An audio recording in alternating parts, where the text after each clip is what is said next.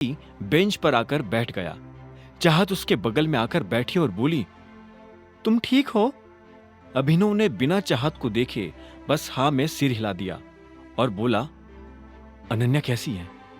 Doctor कह रहे थे कि हम उसे आज शाम को घर ले जा सकते हैं। मुझे नहीं लगता कि वो शाम तक रुकने वाली है। वो अभी के अभी घर जाना चाहती है।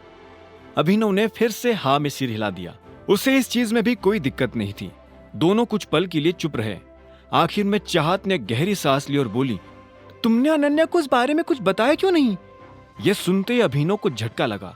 उसने चाहत को देखा और बोला, किस बारे में? यही कि तुम उसकी जान बचाने के लिए इतने सारे गुंडों से एक साथ लड़ गए।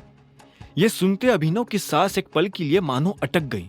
भले ही अनन्या अभिनव को लड़ते हुए नहीं देख पाई थी, लेकिन चाहत ने तो उसके एक एक वार को देखा था। अभिनव की हैरानी को शांत करने के लिए चाहत मुस्कुराई और बोली, तुम तो बड़े खतरनाक लड़ते हो यार। खैर, ऐसा नहीं था कि मैं पहली बार तुम्हें यह सब करते हुए देख रही थी, लेकिन डूड, कल वाली फाइट तो वाज लाइक टॉप नॉच। पर तुमने मेरे सवाल का जवाब नहीं दिया। तुमने अनन्या को यह सब बताया क्यों नहीं? उससे क्या फर्क पड़ जाएगा? अभिनव ने हताशा भरे सुर में कहा। इस पर चाहत ने कहा, क्यों फर्क नहीं पड़ेगा? बहुत फर्क पड़ेगा। अभिनव, ऐसा कुछ तो है जो तुम मुझे बताना नहीं चाहते हो। तुम मुझसे कुछ छुपा रहे हो क्या? अभिनव ने यह सुनते ही अपना गला साफ किया और बोला, अगर तुम्हें यह डाउट हो रहा है कि मैंने फाइट करना कहाँ सीखा, तो मैं बता देता हूं। मैं सड़कों पर, गलियों में, गंदे स्कूल्स में, मैदानों में और यहां तक कि कॉलेज में भी बहुत लड़ा हूं। मैं अनाथ हूं, इसलिए मुझे अपनी जगह बनाने के लिए लड़ना पड़ता था। लड़ना मेरा शौक नहीं, मजबूरी है। और सच बताओ तो मुझे लड़ने के अलावा और कुछ आता भी नहीं। मुझे जिंदा रहने के लिए लड़ना पड़ता है। इतना कहते ही अभिनव ने अपना चेहरा नीचे झुका लिया। अगर इस वक्त चाहत उसकी आंखों में देखती तो वो समझ जाती कि अभिनव झूठ बोल रहा है। चाहत ने उसकी बात सुनकर एक गहरी सांस ली और बोली, ठीक है, टाइम टू गो।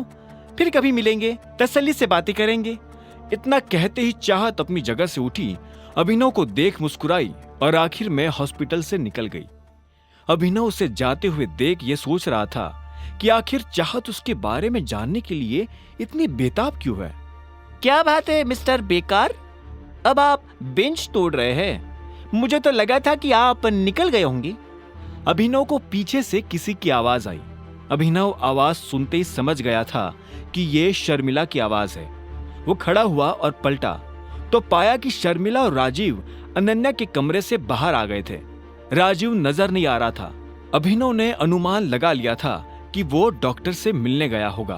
हम लोग घर जा रहे हैं, तुम भी अपने हिसाब से पहुंच जाना, शर्मिला ने कहा और अनन्या की तरफ देखने लगी। अनन्या भी गुस्से में अभिनव को घूरते हुए देख रही थी। आखिर में शर्मिला ने कहा, चलो।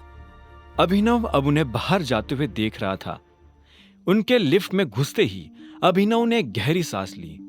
वो इतना तो समझ गया था कि इन जैसे लोगों की नजर में आने के लिए उसे अपने खून की आखिरी बूंद भी खर्च करनी पड़ सकती है।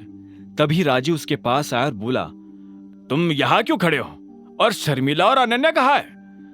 वो दोनों निकल गए हैं। राजीव ने इसके आगे कुछ नहीं पूछा। इन तीनों के बीच क्या हुआ होगा, राजीव ये पहले ही समझ चुका था। उसने भी एक गहरी सांस ली और फिर अपनी जेब से गाड़ी की चाबी निकालकर अभिनव की तरफ बढ़ाते हुए कहा, यह अनन्या की गाड़ी की चाबी है, तुम उसे लेकर घर आ सकते हो। और इतना कहकर राजीव भी वहां से बाहर निकल गया। अभिनव देख पा रहा था कि उन तीनों में अगर कोई अभिनव का सबसे ज्यादा ध्यान रखता था तो वो राजीव था। अभिनव नीचे आया और अनन्या की गाड़ी में बैठ गया। तभी उसे याद आया कि वो इन सब चक्करों में नंदिता को फोन लगाना तो भूल ही गया था।